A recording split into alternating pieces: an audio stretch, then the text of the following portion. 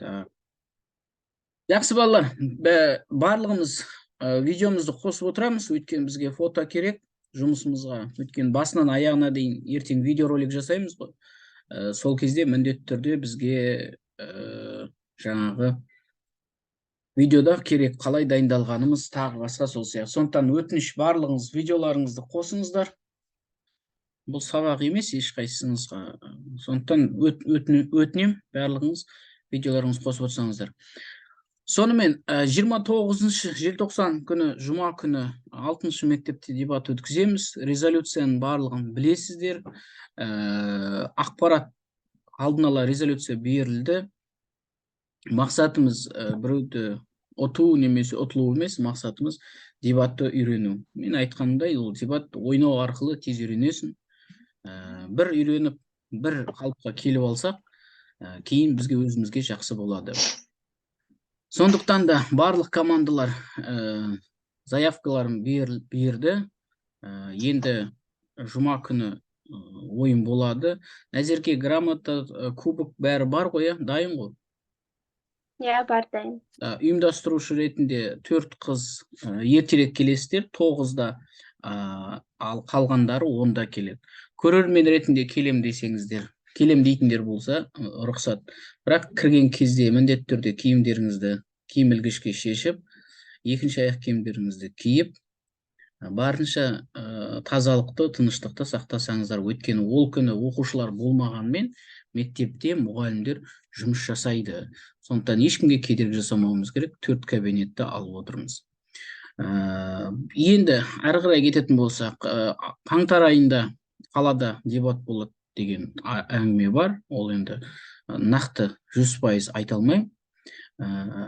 Соған бұл жақсы дайындық болар еді. Сосын мұна слайдыңызды да маған Назерке кейін жіберсеңіз фотоларыңызбен бірге. Екінші мәселе, жаңа әділ қазылар, 4 әділ қазы бар бізде, 8 команда тіркелді. Тағы тіркелем, тағы ойнайым дейтін балдар болса, рұқсат ұйымдастырамыз.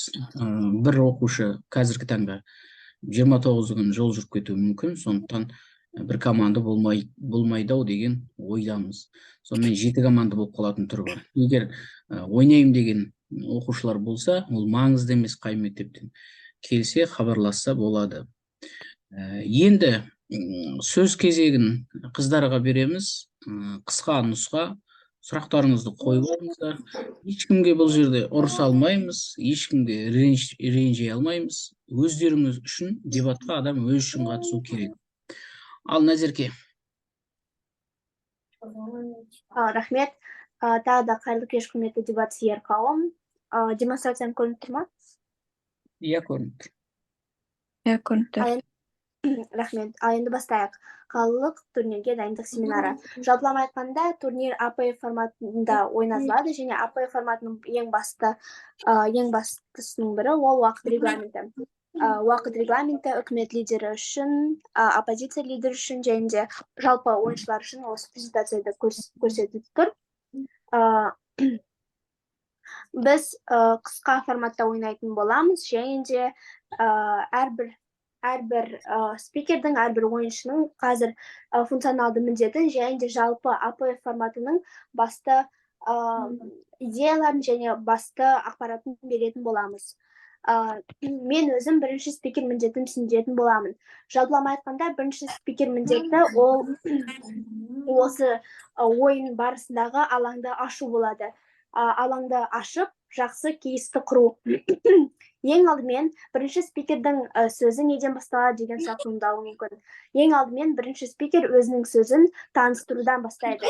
Яғни менің есімім осындай, мен осындай мектептемін, менің фракция атауым осындай, және де мен осындай топтамын. Яғни даттау тобыма, жақтау тобыма бәрін нақтылап түсіндіріп береді. Былай айтсақ, ол төреші ханыммен немесе мырзамен танысу ретінде өзінің 1 минут уақытын осы таныстыруға арнайтын болады.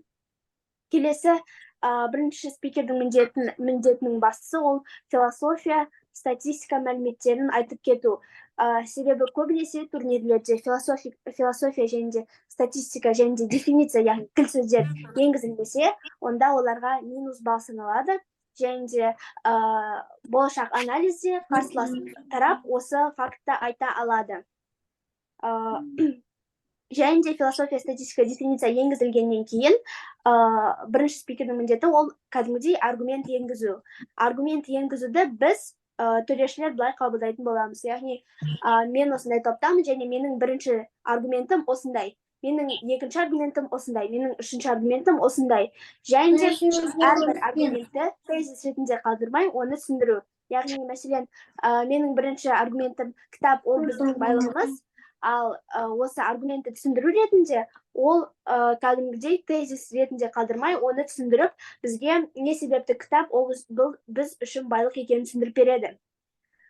Аргументтерді түсіндіріп, өзінің бірінші 4 минутын осы сөзіне кетіреді. Және де қазір сіздерге қыздар философия, статистика және де дефиниция дегеннің не екенін нақтылап түсіндіретін болады.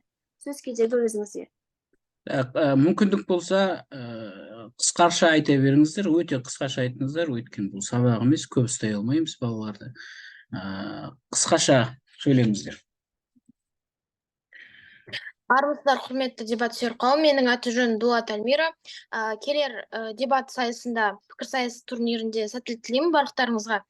Ең басында айтып кететін болсам, Назерке барлық осы айтылған заттардың, яғни төрешінің мән беретін заттарын айтып кетті, нәрселерін. Оның біріншісі таныстыру, яғни сіз келе салып өзіңіздің аргументтеріңізді бірден айтып кетпейсіз ғой. Келгеннен кейін сіз өзіңіздің атыңызды, аты жөніңізді айтып кетуіңіз керек. Өзіңізді таныстырып, ойынға жеке ойыңызды айту керексіз. Және де резолюция атауын айту керексіз. Резолюцияңыз мынандай, және де оған нақты түсініктеме беруіңіз керек. Келесі дефиниция. Дефиниция дегеніміз ол кілт сөздер. Яғни, мысалға тақырыпта, резолюцияда қарарда белгілі бір терминдер болады. Мысалға, мына жерде екінші резолюцияда 91 туралы айтып тұр, 91 деген не деп терминді түсіндіріп кетуіңіз керек. Және де саңлақтары деп тұр ғой, сол саңлақтар деген сөздің не екенін түсіндіріп кетулеріңіз керек болады. Келесі ол философия. Философия ол белгілі бір мақал сөз немесе нақыл сөз болуы мүмкін. Ол маңызды емес, кімнің айтқан сөзі, мысалға ағылшын физик айтса да, немесе Төле би айтса да, оның маңызы болмайды. Ең басты ол сіздің тақырыбыңыздың бас келбеті болып тұру керек. Келесі ол статистика. Статистиканың маңызы сіздер ұмытпау керексіздер. Ол жерде сіздер статистиканың нақты қай жерден алынған, және де нақты пайыздармен немесе жылдармен айтатын болсаңыздар, соның барлығын нақтылап айтып кетулеріңіз керек. Бұл сіздердің аргументке қосқан фактілеріңіз болып табылады. Осы арқылы сіз анализде де, Назерке айтып кеткендей, анализде де өзіңіздің аргументіңіз немесе осы бір статистика арқылы келесі топтың белгілі бір аргументін қуаттауыңыз мүмкіндігіңіз бар. Осымен өз сөзімді аяқтаймын, рахмет. Рахмет. Әрі қарай. Ал енді анализге тоқталатын болсақ, жалпы анализ деген не? Және де анализде ребаттл жасауға бола ма? Ең алдымен көшетін болсақ, анализде оппозиция тарапы мүлдем ребаттл жасай алмайды. Ал үкімет тарапы болса, ойынның алғашқы анализдің 1 минутында ребаттл жасауға құқылы. Және де келесі айтатын болсақ, сіздер таза анализ жасау керексіздер. Таза анализ дегеніміз не? Ол жалпы қарсы шықпау, мүлдем ребаттл жасамау, және де таза анализде сіздер ойынның қақтығыс нүктелерін көрсету керексіздер. Мысалы айтатын болсақ, оппозиция тарапы шығады да, үкімет тарапы менің екінші аргументіме қарсы шықты, бірақ менің екінші спикерім оны қайттан құрады. Яғни осы жерде бізде қақтығыс нүктесі болды, бірақ та біз оны түзедік деген сияқты осылай түсіндіріп кету керек, қақтығыс нүктелерін көрсету керек төреш ханымға. Келесі таза анализде бізде ойынды қорытындылау, яғни анализ дегеніміз жалпы ол ойынды қорытындылау ғой. Соған мысалы салыстырумен болады. Мысалы, екі топты салыстырасыз. Үкімет тарапы, мысалы, сіз оппозиция болсаңыз, бірінші спикер шығады, анализде айтады. Екі топты салыстыратын болсақ, үкімет тарапы ешқандай ойынға алаң енгізген жоқ. Яғни біз білмейміз, біз қандай ойын ойнап жатырмыз. Яғни үкімет тарапы шығып алаң енгізген жоқ бізге. Келесі дефиниция болған жоқ, яғни түсіндірген жоқ. Біз өзіміз түсіндірдік тақырыпты. Келесі оларда философия болған жоқ, статистика болған жоқ деген сияқты осылай қорытындылап жіберу керек. Ал біздің топты алатын болсақ, Төреш ханым, бізде философия болды, бізде статистика болды. Яғни біз барлық аргументтерімізді релевантты тұрғыда фактпен статистикамен дұрыстап қойдық. Олардың тарапынан ешқандай статистика көрген жоқпын, және де мен бұл аргументті релевант санамаймын. Сол себепті анализде қорытындылайтын болсақ, біздің аргументтеріміз барынша басымырақ болды, және де бізде статистика болды, философия, дефиниция болды. Ал үкімет тарапынан біз ондай нәрсені көрген жоқпыз деген сияқты сіздер ойынды қорытындылап беру керексіздер. Яғни Төреш ханымға, бірақ сіздер жаңа факт, жаңа аргумент және жаңа қарсылық мүлдем көрсетпеулеріңіз керек. Оны тек қана үкімет тарапының бірінші спикер алғашқы 1 минутында ғана анализін көрсете алады, яғни ребатл. Ал жаңа факт мүлдем енгізуге болмайды. Анализде тек қана ойынды қорытындылау керек. Осымен рахмет. Рахмет сізге, Райхан. Бұл Райхан біздің автомат деген Райхан. Тез-тез сөйлейді, түсінсең түсінгенін, түсінбесең қойдың. Енді айта кететін тағы бір жайт, төрешілер ойыннан кейін міндетті түрде түсіндіріп бересіздер ойынды. Жаңа ренжіп жүрегі жарылып кетсе де минусын айтып бересің. Сен мысалға мына жерде былай болдың, мына жерде былай болдың деп. Сосын жеңген, жеңілген бірден айтасыңдар сол жерде. Өйткені 3 ойынды бәрі ойнайды, 4-ші ойында тек қана финал қыламыз, болды. 3 ойынды бәрі ойнайды. 3 ойынды барлығы круговой ойнай береді. Ал 4-ші ойынға ең жоғары балл кім алды, сол кубок үшін таласады да, сосын по баллу ары қарай кубок үшін таласатын кубокты алады және бірінші орынды алады, жеңілген бірінші орынды алады. Қалған 2-ші, 3-ші орынды біз чисті балл арқылы қоя саламыз. 3 ойынды да ойнайсыздар. Ұтқаныңызды, ұтылғаныңызды бірден айтамыз. Ашықтық болу керек. Сосын ойын біткеннен кейін ойынды талдап береді әділқазылар. Ол ұрысып атқан емес, соны жазып алсаңыздар болады өздеріңіз үшін. Келесте жарыстағы сайыстар болған кезде соны пайдаланасыздар. Міне осыны атап кетейін. Сосын төрешілерге ренжудің қажет жоқ. Осы қыздарға рахмет айтуымыз керек, осы қаладағы дебатты дамытып жатқан үшін. Әйтпесе олар маған міндетті емес, мен олардың мұғалімі емеспін заңды тұрғыда. Бірақ дегенмен біздің арамыздағы жақсы қарым-қатынасты олар құрмет тұтып, көмек көрсетіп жатыр. Сондықтан олар айлық алып отқан жоқ, олар біреуден бір мақтау алып отқан жоқ осы тұрғанда. Сондықтан біз оларға рахмет айтып, не айтса да соларды біз тыңдауға, сынды да тыңдауға, мінді де барлығын тыңдауға парыз, біз міндеттіміз.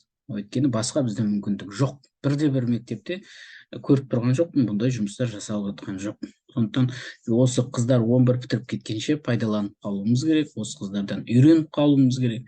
Ертең 11 бітіріп кетсе, кімге қалатын қаланың дебаты. Сондықтан қазақ лигасы, орыс лигасы туралы еш нәрсе айта алмаймын. Қазақ лигасы туралы. Тағы кім сөйлейді сіздерде? Сөз кезегі Жанайымда. Барлықтарыңызға қайырлы кеш, менің есімім Жанайым. Енді мен сіздерге жалпы екінші спикердің негізгі міндеттерін айтып кететін боламын. Екінші спикердің негізгі міндеті өзінің жаңағы алғашқы лидерін, яғни бірінші спикердің айтқан аргументтерін қайта тұрғызып, егер оған қандай да бір ребатл жасалатын болса, немесе қарсы аргументтер келтіретін болса, сол аргументті қайтадан көтеруге тырысады. Яғни ол аргументті қалай көтереді? Кез келген статистика, фактілер, басқа да жаңа ақпараттарды айту арқылы, бірақ осы тұрғыда нені ескеру керек? Екінші спикер жаңа аргумент қоса алмайды, тек статистика, жаңа фактілер арқылы өзінің бірінші спикерінің аргументін қайттан тұрғызады. Және де қарсы топқа, қарсы оппонентке қарсы ребатл жасайды. Яғни көбінесе екінші спикер өзінің бірінші спикерінің айтқан сөздерін қайтадан тұрғызады, фактілер, статистикалар келтіреді. Екіншіден өзінің жаңа қарсы оппонентіне қарсы ребатлды айтады. Жоқ, сіздердікім бұлай дұрыс емес, мен осы фактілер арқылы сіздің аргументіңізді жоя аламын деген сияқты. Ол екінші спикер мысалы оппозициядан шығатын болса, онда ол өзінің жаңа бірінші спикерінің, үкіметтің бірінші спикеріне де, екінші спикеріне де қарсы аргумент еді. Немесе үкіметтен шығатын болса, онда ол жаңа оппозицияның бірінші спикеріне қарсы шығады деген сияқты. Осы тұрғыда екінші спикер тек аргументті сақтап қала алады, және де өзінің бірінші спикерінің лидеріне қорғап, оның аргументтерін қайта тұрғыза алады. Осымен жалпы екінші спикердің функциясы аяқталады. Тек өзінің жаңағы міндетін тиянақты атқаратын болса, онда ол өзінің жаңа лидері айтылған аргументтерді толығымен қайтадан алып шыға алады. Келесі тағы да айта кететін жайт сұрақ қою. сұрақ қою ол жаңа ойынның алғашқы және соңғы минуттарында қойылмайды, яғни ортасына қоюға рұқсат. Сұрақ бірінші сұрақ маңызды, қалған екі сұрақ міндетті емес. Сұрақ сол 15-30 секундтың аралығында қойылып, жауап сол жерде айтылуы керек. Сұрақ сол сіздің айтып жатқан аргументтеріңізге немесе фактілеріңізге қойыла алады. Сұрақ қойған кезде қолыңызды көтересіз, сол оппонент, керісінше жаңа сол спикер сізге сол сұрағыңызға жауап беруге міндетті болып табылады. Яғни бір сұрақ міндетті, қалған екі сұрақ міндетті емес. Ол өзіңіздің жаңа неңізге байланысты, шешіміңізге. Ол анализде сұрақ қойылмайды, тек ойындарда ғана қойылады. Керемет, рахмет.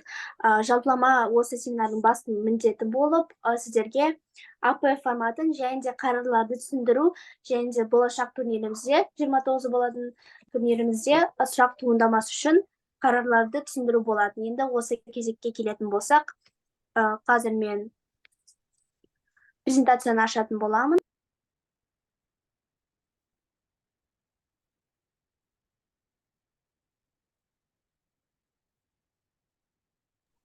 Осы жерде біздің турниріміздің қарарлары, және де әрбір қарардың біз, яғни төреші ретінде біз сізден қандай ойын күтеміз, соны біз түсіндіріп беретін боламыз. Яғни бірінші аргумент осылай айтасыздар, екінші аргумент осылай айтасыздар деген мәлімдеме бермейміз, және де анализде осылай сөйлеу керек демейміз. Жай ғана біз осы резолюцияны, осы қарарды қалай ойнатуын, қалай түсіндік өзіміз, соны сіздерге түсіндіретін боламыз. Егер сіздер қаласаңыз, осымен ойнай аласыз. Егер қаламасаңыз, егер сіздің кейсіңіз басқаша, өзгеше болса, ол мәселе емес. Жалпылама бұл жерде 4 қарар, және де 4 қыз, 4 төреші осы қарарларды түсіндіретін болады. Назерке, біреулер кірем деп атса қоса беріңіз, мұғалімдерге де айтқанмын осы мектептердің. Біреулер кірем десе қоса беріңіз, ашық қой бізде. Жақсы. Ең бірінші қарар, ол бұл палата жануарларды цирктерде, хайуанаттар бағында пайдалануға тыйым салады. Жалпы бұл қарарда мен нені көргім келеді.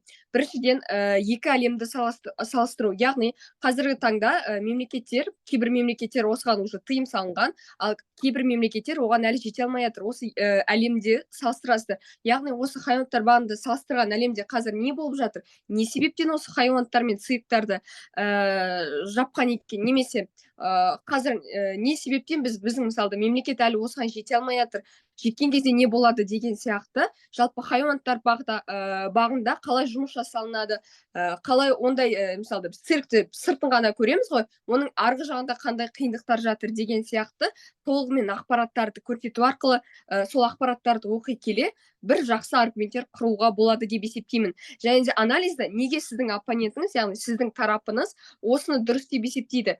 Мысалы, тыйым салсақ біз қандай әлемге жетеміз, немесе тыйым салмағанның өзінде де осындай әлемде қалып қала аламыз ба, немесе тыйым салмасақ та ол бізге жақсы пайдасына келіп жатыр ма, олар жаңағы жануарларға, хайуанаттарға қандай пайдасын, зиянын тигізіп жатыр деген сияқты екі тарапты да оқып, саралап, екі тарапты да алып шығуға болады деп ойлаймын осы қарарда. Бірінші қарар туралы сұрақтарыңыз бар ма? Әрі қарай айта беріңіз. Келесі екінші қарарға көшетін болсақ, бұл палата ата-ананың баласы үшін мамандық таңдауы дұрыс деп есептейді. Енді осы қарарды алатын болсақ, сіздер бұл қарар үшін, яғни жақтау жағы, үкімет тарапы бұл осы қарарды алып шығу керек, яғни дұрыс деп есептейді. Сіздер бұған алаң құра аласыздар, яғни алаңда Қазақстанда аласыздар ма, немесе барлық мемлекеттерде аласыздар ма, бүкіл әлемде аласыздар ма, сол үкімет тарапы осылай алаң ашып алады, оппозиция соған байланысты ойнайтын болады. Егер де үкімет тарапы айтатын болса, осы ата-ананың баласы үшін мамандық таңдау дұрыс, ол Қазақстанда немесе бүкіл әлем деген сияқты алаң ашып ойнайды. Және де мен белгілі бір осы жағынан қандай жақсы жақтар болады, соны айтып кететін болсам, бұл үкімет тарапына жақсы интервьюларды қарауға болады. Яғни осы ата-аналар қалай баласына мамандық таңдап берді, содан кейін не болды, яғни салдары қалай болды деген сұрақ туындайды. Содан кейін мысалы балалардың осыған қандай жақсы жақтарымен, болашақта содан кейін оларда қандай салдар күтті, осындай статистикаларды алуға болады, немесе интервьюларды қарауға болады. Ал келесі оппозиция тарапына көшетін болсақ, оппозиция тарапы бұл қарарды толықтай даттап шығу керек. Даттап шыққан кезде оған да жақсы статистикалар алуға болады. Мысалы айтатын болсақ, ата-ана балаға мамандық таңдап берді. Соның салдарынан балаға өте мысалы жаман зақым тиді деген сияқты, мысалы тіпті өз-өзін өлтіруге дейін мысалы салдарға алып келді деген сияқты мықты статистикаларды қарап, яғни айтуға болады. Сосын анализге көшетін болсақ, жаңағында айтып кеткендей, өзінің тарапы не себепті мықтырақ болғанын басқа топтан, және де осы аргументтерді салыстыру арқылы осы тақырыптарды алып шығуға болады. Келесі қарар бұл палата 91 тобы қазақ эстрадасының жаңа толқын саңлақтары деп есептейді. Өздеріңіз білетіндей 91 тобы біздің осы елімізге еніп, қазақ эстрадасына еніп, қазіргі таңда соған ұқсайтын топтар көбейіп келеді. Және де бұл өте өзекті және де өте қызықты тақырып деп есептеймін. Араларыңызда осымен қызығатын адамдар болса, оған күшті аргументтер құруға болады деп есептеймін. Қазіргі таңда оларды кейбір адамдар екі жаққа бөлінеді. Біреуі қолдайды, жақсы көреді және де олардың әндерін тыңдауға тырысады. Ал екінші жағы бұл қазақи дәстүрге сай емес, қазақи жайтқа сай емес деп айтып жатады. Және де біріншісіне айтуға болады, неге бұл бізге жақсы жағын әкеледі. Бұл мысалға біздің шетелден әкелген, қазақ еліне шетелден әкелген жаңа бір үрдіс, немесе жаңа бір әлем, өнердің жаңа бір түрі деп айтып кетуге болады. Ал екінші жағы ол шынымен де батыстан келген, мысалға қазір жаһандану заманы болып жатқандықтан көптеген дәстүрлер келіп жатыр. Көптеген әр жерде, мысалға Европадан әкеліп жатыр, оны Кореядан әкеліп жатыр, немесе шетелдерден Америкадан әкеліп жатыр. Оның барлығы біздің елімізге деген қандай зиян тиеді, немесе дәстүрімізге қандай зиян тиеді. Бұл жерден әр жерден жан-жақты тақырып деп есептеймін. Ал енді төртінші тақырыпқа көшетін болсақ, бұл палата Қазақстан Республикасында құмар ойындарының барлық түрлеріне тыйым салады. Осы қарарда менің есім келетіні ол қазір Қазақстан Республикасындағы статус-кво, осы құмар ойындарының пайызы қанша, олар қаншалықты оларға жарнама жасайды, қаншалықты олар жастар арасында, қаншалықты олар үлкен адамдар арасында таралған дегендей ақпарат естігім келіп тұр. Және де осы үкімет тобынан мен осы құмар ойындардың мемлекет үшін қандай пайдалы әрі тиімді тұстары бар екенін естігім келіп тұр. Себебі қаншалықты құмар ойындар жаман болмаса да, олардың да көптеген жақсы тұстары бар. Осы тұстарда естігім келеді, және де құмар ойындардың зиян жағын, яғни оппозиция даттау тобы айтатын болады. Әлбетте олар қанша, мысал үшін көптеген адамдарды алуға болады. Осы құмар ойындардың кесірінен зардап шеккен көптеген миллиондаған қаражатқа несие алып, оны төлей алмаған, өзіне қол салған дегендей мысалдар мен аргументтерді қарастыруға болады. Осы қарар негізінен екі тарапқа да өте ыңғайлы қарар болып саналады. Себебі үкімет тобына мәселен осы құмар ойындардың барлық түрлері негізінен мәселен біздің спортшыларымызға спонсор болып жатыр дегенде ақпарат естігім келеді. Яғни статус-кво құмар ойындардың мемлекет үшін зияны, егер оппозиция болсаңыз онда пайдасы, ал егер үкімет болсаңыз онда зияны, және де оппозиция болсаңыз пайдасы дегендей.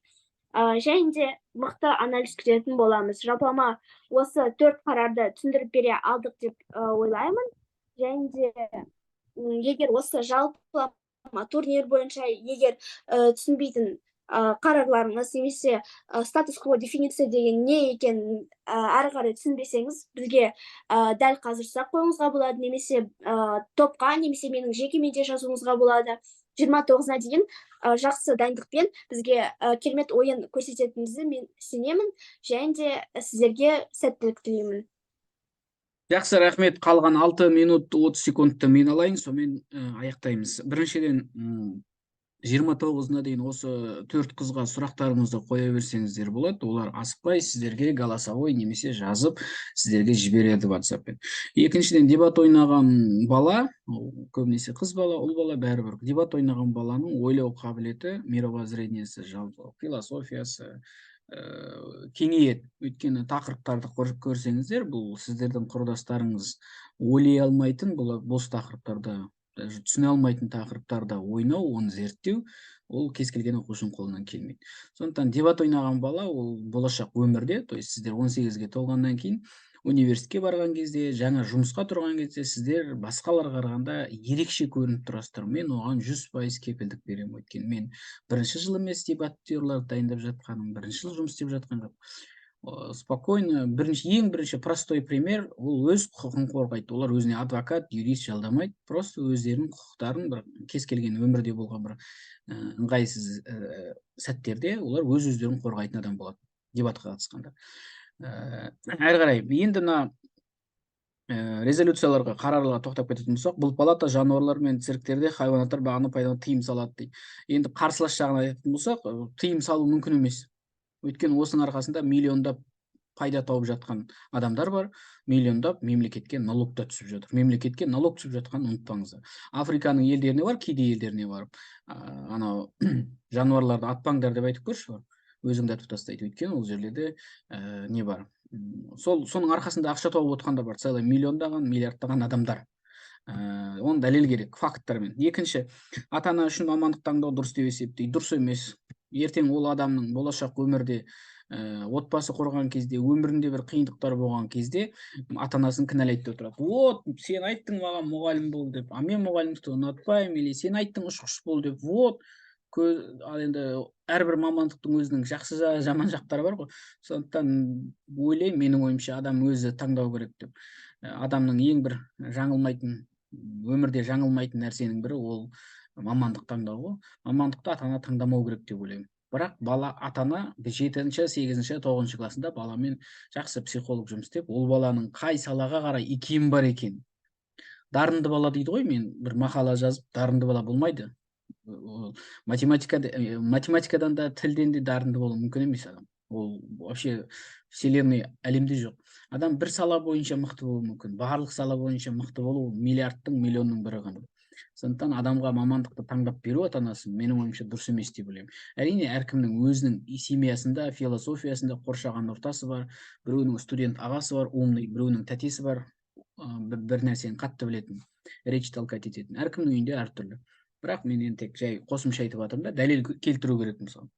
Ұлы ғалымдардың көбісі, білесіздер, екінші мамандықтарының арқасында ғана ұлы ғалым болған. Бірінші мамандықтар емес. Бауыржан Момышұлының өзін алып қарайық, мысалы, мұғалім. Толып жатыр, енді көбінесе шетелдік ғалымдарды алып қарасақ, именно екінші мамандығы, кейін түскен маманды, кейін оқыған мамандықтардың арқылы. Мұқағалиды алып қарасаң да, Шәмші Қалдаяқовты алып қарасаңыздар да, барлығы екінші мамандық. Шәмші Қалдаяқов, қателеспесем, агроном ба, бір нәрсе, мал дәрігері ма, кейін өзінің музасын тапқан, өзінің орнын. Мен тек жай идея тастап жатырмын да, ертең сіздер ойнаған кезде осыған факт тауып алып. Үшінші, Нантиуан тобының қазақ эстрасының жаңа толқыны саңлақтар деп есептейді. Не есептейді? Нені есептейді? Нантиуанды ма? Ол не? Я еркек емес, я ұрғаш емес, түсініксіз дүние. Ол қалай ол? Қазақтың біз 30 жыл тәуелсіздік алған мемлекетпіз. 30 жыл дегеніміз тарихта қас-қағым сәт. Біз көз алдыңа елестетіңіз, біз андай мемлекетпіз ғой, жаңа туған. Күшікті алыңызшы, әлі көз ашылмаған жан-жаққа қарай, қай жақтан жылу келеді, сол жаққа қарай бара береді. Сол сияқты Нантиуан дегендер ол дұрыс емес. Оны 100% қолданбаймыз. Олар жақсы, олар отанды қорғауға шақырмайды, олар отбасы, қоғамға пайдалы болуды шақырмайды. Бір эстрада өкілі болса, ол пайдасын тигізу керек. Нантиуан тобының бір емес, екі фанаты отыр. Да, екі фанат отыр ма? Қалғандарына жұғатын болды ғой енді. Так, 4-ші, құмар ойындар дейді. Бұған да тыйым сала алмаймыз балдар. Мен ақшам бар, ойнағым келеді, не шаруаларың бар менде? Қанша ойнағым келеді казино? Қайда барып ойнағым, не шаруаларың бар? Ақшам бар менің. Ал жасым 18-ге толды. Түсінбе? Менің айтып жатқанымды түсініп жатсыздар ма? То есть адамға сен қалай тыйым саласың? Ойнама казинода. Сен казино ойна, сол үшін ойлап тапты. Адам сол үшін ойлап тапты ғой. Сол казиноны ойлап тапты ғой. Казиноның арқасында триллиондаған туристический ақша тауып жатқан мемлекеттерді білесіздер. Сондықтан оны тыйым салуға болмайды. Басқа бір нормативтік түрлерін қарау керек та. мысалға. Бірақ ол тоже қиын мұны жауап беру, бір жақты жауап беруге тағы келмейді. Мен жаңа екінші жағын жақтау немесе даттау жағынан да мәлімет болсын деп айтып жатырмын. Сондықтан тақырыпты қарап, мысалы бір тақырыпты іздедіңіз ба, телефон Oppo деп іздедіңіз ба, Oppoның екі жағында қарау керек та, жақсы жағында, жаман жағында. Өйткені сіз ертең даттау боласыз ба, жақтау боласыз ба, то есть үкімет боласыз ба, оппозиция боласыз ба, оны білмейміз ғой, сол жерде шешеміз. Түсіндіңіздер ғой? Сондықтан резолюция екі жағынан да дайындалу керек. Мысалға, мен білем Нантуанның жаман екенін, но оның жақсы жағын мен тыңдағым келмейді. Өйткені менің өмірлік түсінігім басқаша. Оның жақсы жағы да бар шығар. Сонымен, құрметті оқушылар, дебат сүйер қауым, осымен біздің семинарымыз аяқталды. Сұрақтарыңыз болса 24-те 7, пожалуйста, жауап беруге тырысамын. Тек ертең телефон істемеуі мүмкін, жолда болам. Қалған күндері жауап беруге дайынмын. Жақсы күндерде жолыққанша 29 желтоқсан күні жақсы ойын болады деп ойлаймын. Рахмет, сау болыңыздар. Сау болыңыз. Сау болыңыз. Сау болыңыз. Сау болыңыз.